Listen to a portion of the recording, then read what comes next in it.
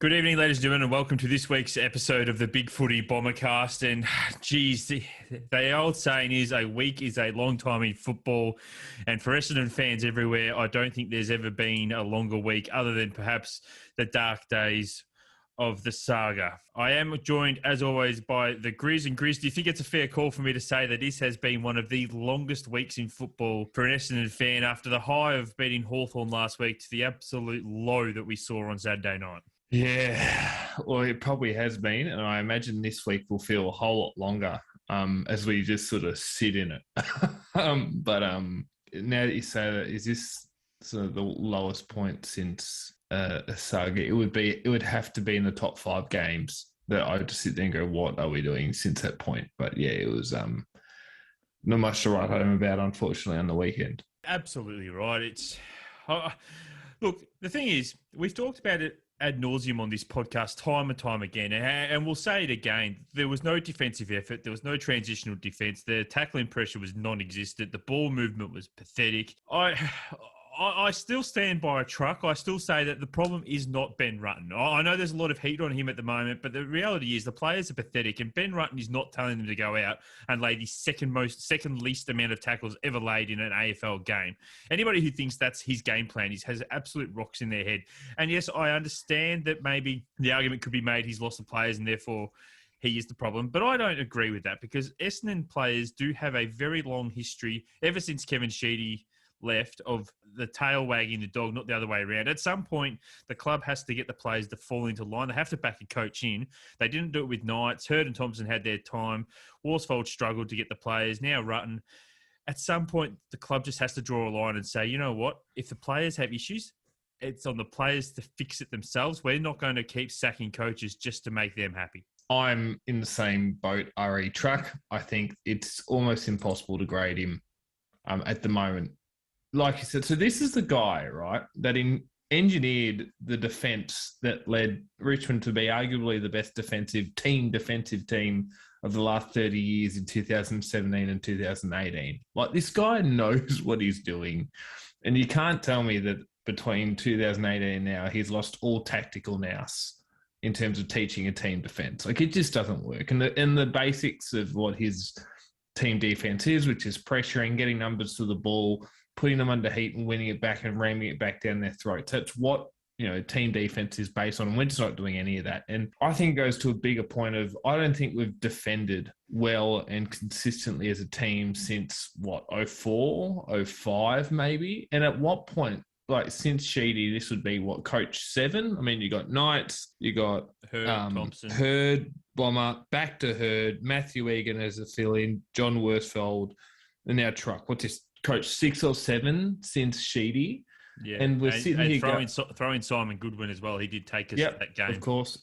I'm not really taking so caretakers. So I'm sitting there going, okay, so how many coaches can we run through before we look at the players and go, so how many coaches can you guys run through before you're the problem? That's where I'm at with it. I think I've said on this before. We've got a few hard years ago. I've looked at this list and I could probably come up with 17 or 18 players that I don't think will be on this list in 18 months' time. And that's not including guys who might request a trade or exercise free agency in the next 2 years as well. So I think provided Truck can get through the next 2 years, he'll have a much different list to look at that hopefully he can sort of develop from the ground up. But all that sort of prognosticating forward, what we saw on the weekend was just sort of no lack of, team defense was bad, but the lack of any effort and intensity in the contest, which is what struck to me. Like, Josh Kennedy's been playing on the halfback flank all year. We talked about it last week with Milky, and he goes in and he looks like prime Chris Judd. It's just unbelievable the lack of. So he looks like prime Josh Kennedy, and then Chad Warner looks like Chris Judd bursting out of the centre, and Luke Parker's making fun of our midfielders' contested efforts. Like, there was just no fight. There was no fight. Sydney sort of ambushed us from the start. We just put the white flag up. Yeah, I don't want to get too hung up on this game because, as I said, there's only so many times that you and I can say the same things we've been saying week in and week out. But I will just quickly say that I know you've seen the Matthew Lloyd clip now. I'm not sure what your opinion is. I'll get your opinion on it. But I actually tend to agree with him. And I'm not saying that our players should have gone out and thumped Luke Parker. And I actually don't think that's what Lloydie was saying either. I think Lloydie was just saying there was an opportunity there to put Luke Parker on his ass as retribution for the way he disrespected the players. And nobody took – it's not even that nobody took the opportunity. Nobody even tried. You know, I mean, Merritt got laid out and nobody did anything. It took Jai Caldwell going back with the flight of the ball for the team to show any heart. And really, I mean, the bloke's only in his second year at the side. What is Darcy Parish? What is Zach Merritt? What is Dylan Shield? You know, what are all these blokes actually doing out there? Because they're not showing any intent. Yep. All of the above. I don't. It depends on what you think Matthew Lloyd meant. If this is, you know, him in 2009 KOing Brad Sewell, no, I don't think that's the answer. If this is, you know, if someone for starters, no one would have been brave enough to do that in 2000 2002 because Dean Solomon, Damien Hardwick, or Dean Wallace would have knocked your teeth out if you had. But there's an element of physical retribution, even if it's just sort of tackling to the ground and you don't need to, rubbing their head in. Like there's just, you know, I'm not going to win the football this time around, but I'm going to knock him off his feet. I'm not going to get him in the head. I'm not going to cost myself weeks, but I'm going to knock him off his feet and I'm going to let him know about it afterwards. And then the guy after me is going to do it. And for the next, I think that was halfway through the second quarter. For the next 2.5 quarters, every opportunity we get to put Luke Parker on his ass, we're going to take it. And that's what was missing. And you know, I don't really agree with Mark Robinson all too often, but he made a really good point tonight on AFL 360 that it's just a really nice football club. There's no mongrel, there's no fight, there's no touch. It's just a nice football club that has been nice since the saga because we don't want to upset anyone. And, you know, we said we're going to stop placating to those players and we're going to move on, but we can't shake that part of us that just seems like we want to be inoffensive. And it's now seeped into our play. And we're now seeing, you know, Dylan Shield, who was, you know, a screaming jet coming out of the midfield at times for GWS, just be this meek sort of guy that laughs at Luke Parker, questioning his manhood. Like, I hope Truck gets a chance to get through the next 18 months because I think the list will be a lot different then. And hopefully we can recruit to a type, which is guys who are going to buy into that team defense and actually want to put some physical pressure on the opposition. So you do say you hope Truck gets through the next 18 months, and I certainly hope he gets through it, and I hope he gets longer. But I've seen this pattern before at Essendon, and you've seen this pattern before at Essendon. And the reality is if next year we don't show linear progression, Ben Rutten will be gone. They will make him the scapegoat. He will be sacked. We will get a new coach, and the men in the background will continue doing what they have been doing for the last decade. Some of them for the last 2 decades. And I know my opinions on Adrian Dodoro. I don't think anybody's in I don't think anybody is unaware of what my thoughts on him are. So I'm not going to start this segment off by ranting about him because I want to ask your thoughts, Chris. Adrian Dodoro. How does he still have a job? Actually, and here's a better question for you. How the hell is he a life member? He's probably a lot. I'll answer the second one first because it's probably easier. Tenure is probably why he's a life member. The amount of time but now you can argue whether he should have had the amount of time he's had in there as part of his role at Essendon. But that will be why. How has he still got a job? Probably, I imagine a significant portion of the answer lies in sort of his relationship with the old Essendon, in coteries, in board members and old guys at the club who, you know, officially or unofficially have a lot of power that keep him in there. I think performance-wise, you know, he's sort of been a C- over the course of his career, and C- is a pass. You're not going anywhere, but you're a pass. And I don't mean that in terms of pass or fail, but, you know, if you get C- on a test, you don't have to repeat it. But if you're getting C- for everything, then you're not really going to do anything of any consequence. And I feel like that's Essendon's last 15 years, C-. But I think that's why he's picked enough good players for him to say, hey, see, no, I can pick good guys, but he hasn't been able to build any sort of... So my thing with Dodoro is that he can pick talent. What he can't do is pick talent that A, works together, and B, that will stand up when the whips are cracking. There have been plenty of talented players that have come through and had really good individual years, what he hasn't been able to do. And I think this is a key, is he hasn't been able to build a list that as a whole 40-man unit has been able to develop into something which can sustainably play contested, defensive-minded football. It's all been front running. It's all been sort of attack-first players that look good, have athletic traits, but haven't been drafted to a type like we see Hawthorn or Richmond drafted to a type and built a list out on it. It just seems like there's been no sort of coherent list strategy for the last 16 years. And that's on Dodoro, even to, trading 2 firsts for Dylan Shield, which at the time feels very good. But when you look back at it in hindsight, were we ever that close? Probably not. Not to give 2 first-round picks for someone.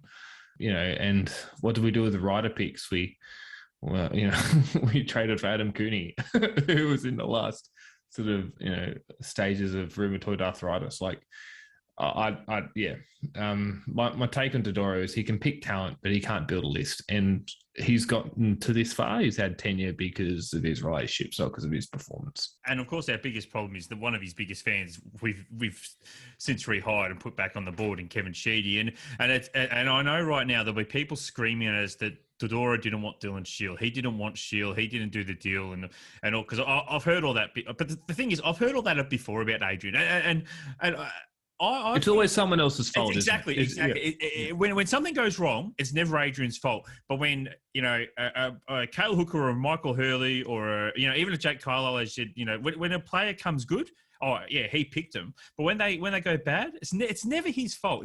He's the ultimate Teflon man at Eston, and I cop a lot of flack because people go, well, you're talking with the benefit of hindsight. That's great. And I am absolutely talking with benefit of hindsight. But you know what the problem is? It's not my job to be able to actually recruit these players. It's not my job to be able to be able to put this list together. That's his job.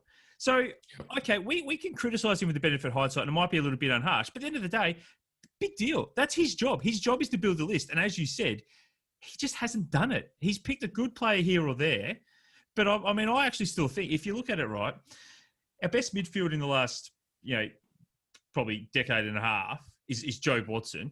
And that wasn't a Dodoro pick because it was a father-son, and we got lucky that Tim Watson told his son to pull his head out of his ass and if he wanted to make a football career. He was drafted as a centre forward, wasn't he? Well, he wasn't even a midfielder. No, he was his first game. He was incredibly slow and he didn't look like he was going to make it. And then I think Tim Watson said go to a boxing class, and he got the shit belted out of him all preseason to get himself fit, and he became a star. If you look at our best forward for the last 20, apart from Matthew Lloyd and Scott Lucas, obviously, is father-son. Yep. Joe Danaher, father-son. So again, no real skill pick there. But Zach Merritt, great pick. Zach Merritt, sensational pick, absolutely. But Michael Hurley, again, good pick. But we picked him as a forward, and he had issues with his wrists, and he was never able to become a forward. So was he a forward? He was a centre half back in under 18. So he was the Australian centre half back, wasn't he? But we picked him to play centre half forward at the time, and then he played those first few games against that game against Hawthorn. Good pick, but I understand what you're saying. Yeah, that's fine. Yeah, Cale Hooker's another one. He was a great player, Cale Hooker, but it's a player in isolation, and that's the problem. You nailed it perfectly. He's very good at picking individual talented players, and he has, and you can't deny that he has it. But he's never been able to put the pieces around these players. And if you throw enough darts at the dartboard, eventually you're going to hit a bullseye. And that's what I'm putting most of these good selections down to, is that, Adrian's had plenty of cracks at it. I'm sure he's bound to pick a few good ones here or there, but the majority of his picks have not been AFL quality. And it just staggers me that A, he's allowed to stay at the club. B, we promoted him. And C, we made a bloke who hasn't done his job properly for 20 years, a life member. I get the tenure thing, but it is just a little bit of a joke, isn't it? That somebody can fail at their job for 20 years and the club rewards them. Yeah. So I think the really successful clubs, when you look at the teams that go on to win, clumps of premierships, and if you look at the last sort of 20 years, the majority of premierships have been won in clumps by different teams, whether it be Brisbane or Richmond or Hawthorn. But what they do is they seem to nail entire drafts. So they'll go through a draft and they'll pick 3 or 4 guys, and then they'll pick 3 or 4 guys in really good players in 3 or 5 drafts in a row.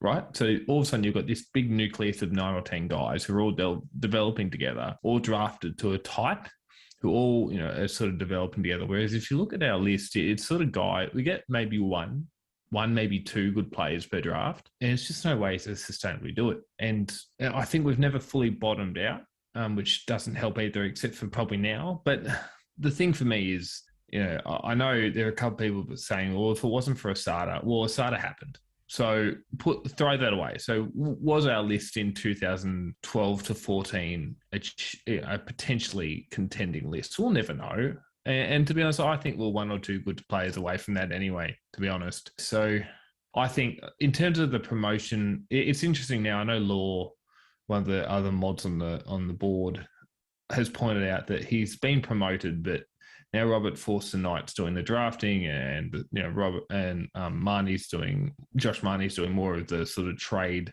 nuts and bolts, and Adrian's doing more of the sort of in-person sort of networking stuff. That's all fine, but at the end of the day, they can have defined roles, but when push comes to shove and who has to make a decision, and Dodora's in the room, we know who's going to be deferred to. So I'm not totally interested in hearing the delineation of roles in this one. I think there's so much blame for the last 15 years to pass around that you can't put it fully on Dodoro, but he can't get off scot-free. And there would be more than enough of that blame to go towards him and his recruiting staff over time.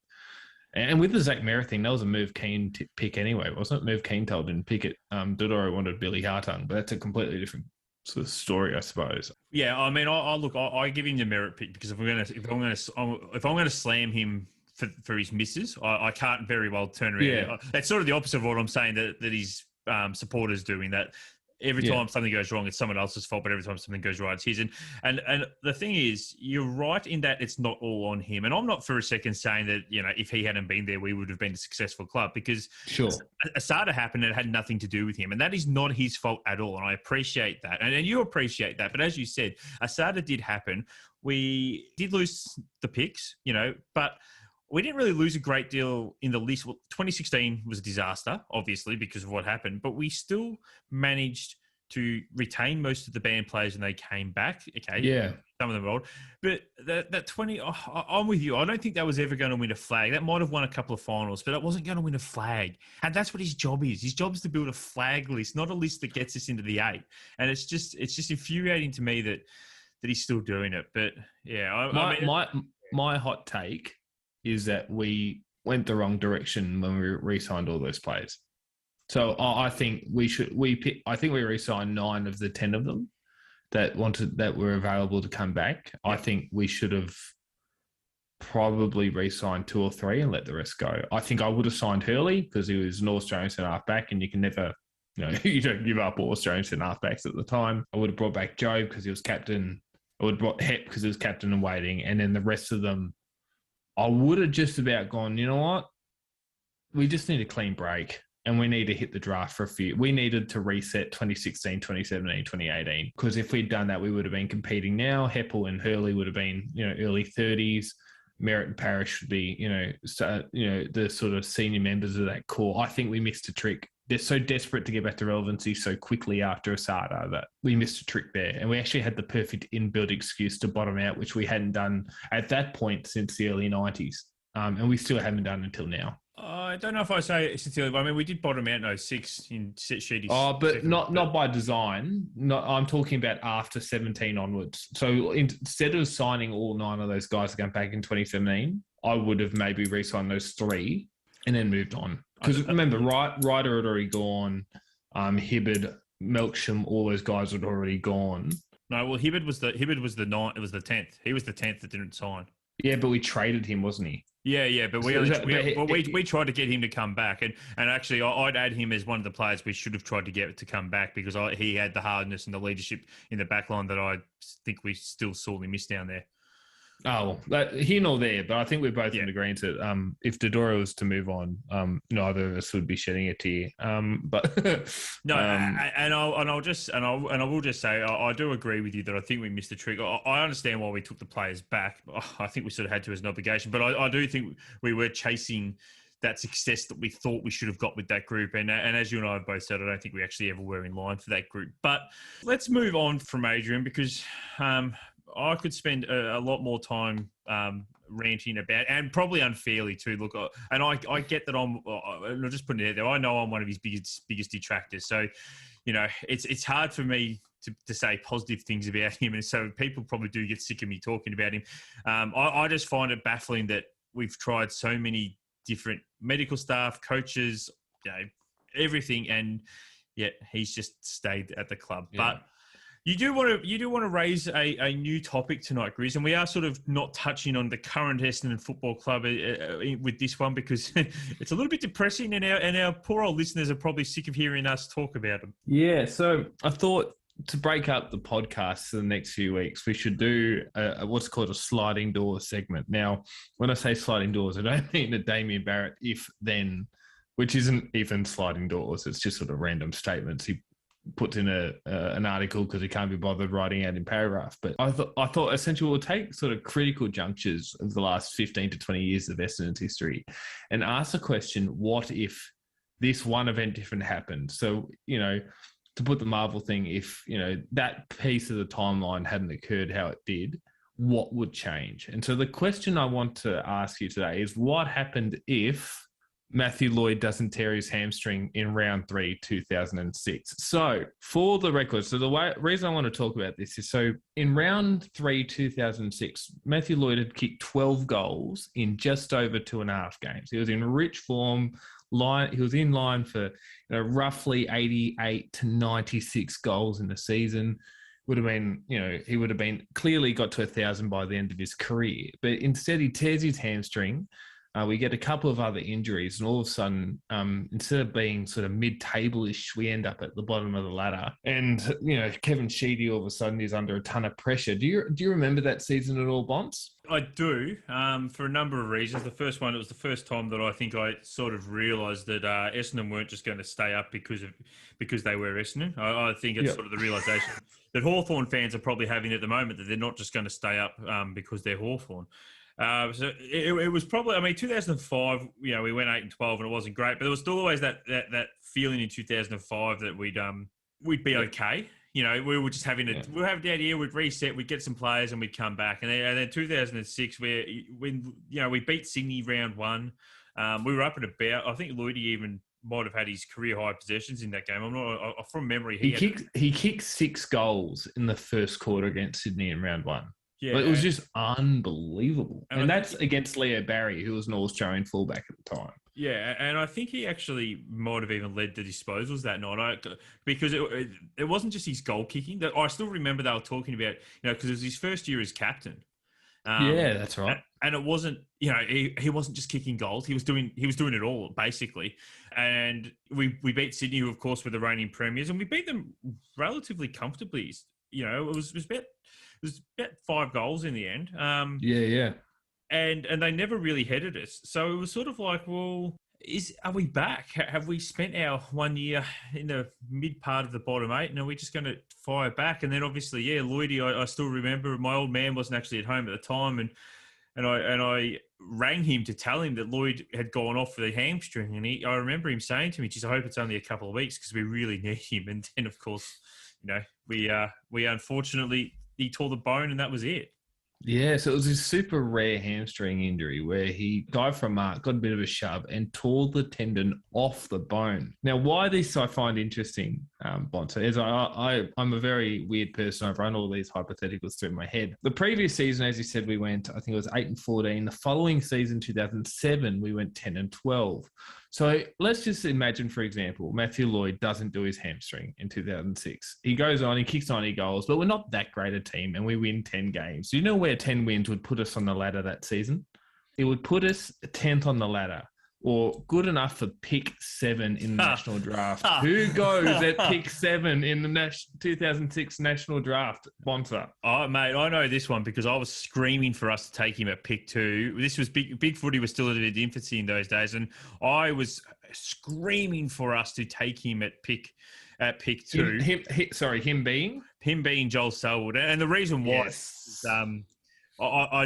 I'd seen Joel play as a junior, and I knew that he'd been the underage captain when Mark Murphy and the like went to Ireland. So Mark Murphy obviously went pick 1 in 2005. He went to Ireland as deputy to Joel Selwood. That's how good Joel Selwood was. So as an underage, he led the Australian side. So, Yeah. and I must just quickly also point out that Kevin Sheedy has said that if they hadn't changed the priority pick rules that year, and we had got picks 2 and 4, we would have taken Gumbleton and Selwood. Selwood was number 2 on Sheedy's hit list. Well, there you go. So instead of Joel Selwood at pick 2, we pick a man by the name of Scott Gumbleton. Now, if Jade is listening, Jade is probably having heart palpitations at the sound of this man's name. But Scott Gumbleton, as we know, a very talented young footballer from Pure Thunder, who just could never get his body right. We wasted, wasted hard.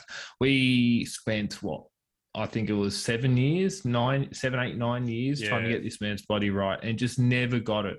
Meanwhile, and so since we had Scott Gumbleton, by the way, he and Jay Nagle, who, another sliding doors for another day, I'm sure, Bonds, were meant to be our key pillars going forward with the, retirement of Scott Lucas and eventually Matthew Lloyd. But obviously both for different reasons, Gumbleton because of his body involuntarily and Nagle with his body somewhat voluntarily, never quite made it. Meanwhile, Joel Selwood is running around for Geelong, basically the next captain in waiting, winning premierships and changing their culture single-handedly. Could you imagine what he would have done for that midfield at the time, which was a little bit waning, that probably needed some new blood? Joel Selwood in there with, it would have been Spike McVeigh, Brent Stanton, those sorts of guys at the time. It just would have been a sight to behold, wouldn't it? It absolutely would have. And yeah, it probably would have. It probably would have changed the future for Kevin Sheedy, because it probably would have been enough for us to win a few more games in 2007, and it probably would have been enough for us to make finals. Which, and I say that saves Sheedy, knowing full well that in 2007 when Sheedy was sacked, we were actually in the 8 at the time, and the board decided to let him go. And then, of course, when they decided to let him go, the arse dropped out of the season. I still think that's one of the dumbest decisions we've ever done as a football club, apart from Asadi, take that out. But to sack a coach while we're sitting in the 8, the coach who's been there for, I think it'd be 27 years at that stage, that was just pure madness by the board. But it is a real sliding doors moment, that one for Lloydie. Yeah, so if he doesn't, so we get pick 7, we draft. If we win 2 more games in 2007, we make the finals. 8th spot was the Crows, who played Hawthorn. Now, we would have played, Hawthorn probably at the MCG. That's the game that Buddy kicked after the siren.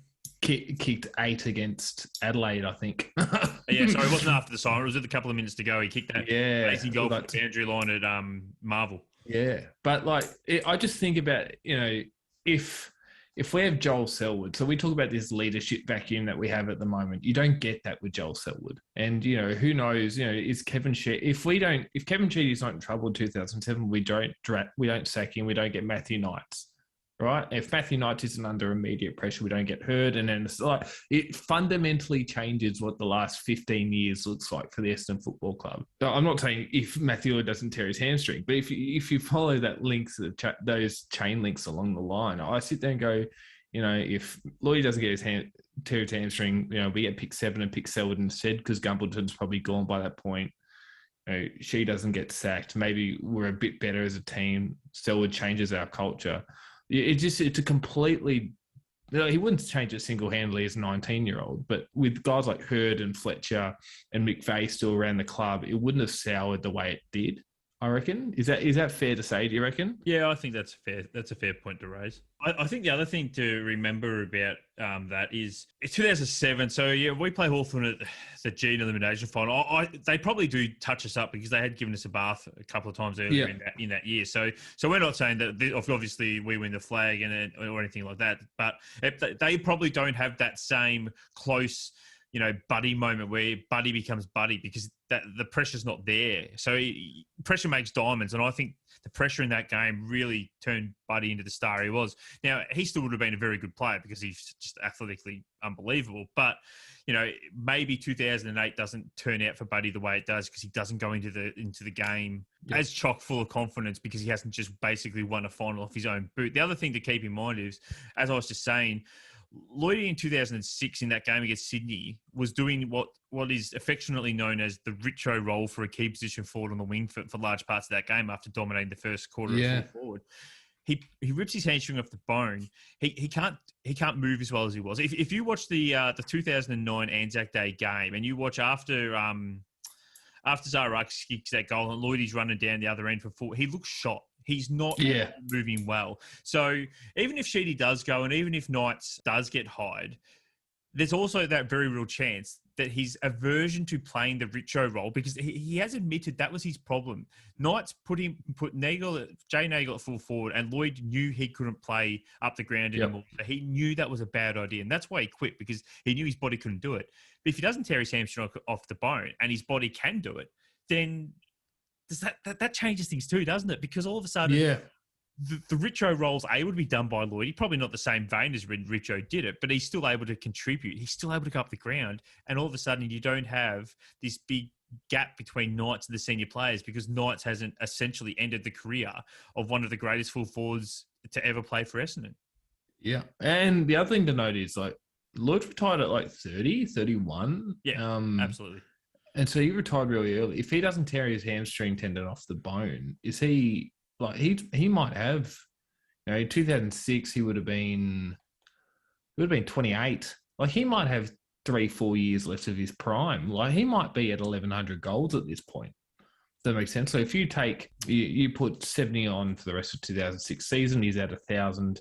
If he's not, not washed up, that's probably too hard. But if you're not a relative shell of himself in 7, 8, 9, maybe he kicks way more goals. And, remember, we've drafted Joel Selwood. We haven't drafted Scott Gumbleton. So he may not be asked to play that wing role, because we're not trying to force Scott Gumbleton to be our full forward. So that's the other thing to realise as well. Like, we're looking at this going, there's just so many, if we have a relatively in his prime Matthew Lloyd for another couple of years, another couple of years of him dwindling, we're up to 2012 now. And then, so, maybe that 2012 run at a flag does happen. And that's where I just like chatting about this, is like there's these moments in histories that sort of seem innocuous, but then when you look at it and go, well, how much could it have changed? It's rather quite interesting and fun to play. It is, but that will do us for tonight, Grizz. So thank you once again for joining. No worries. Thanks for having me. It's a shame about the lads, but it's good to talk about something else. Exactly right. So thank you once again for listening, everybody. And as always, please like, subscribe, and comment on the podcast on the various socials.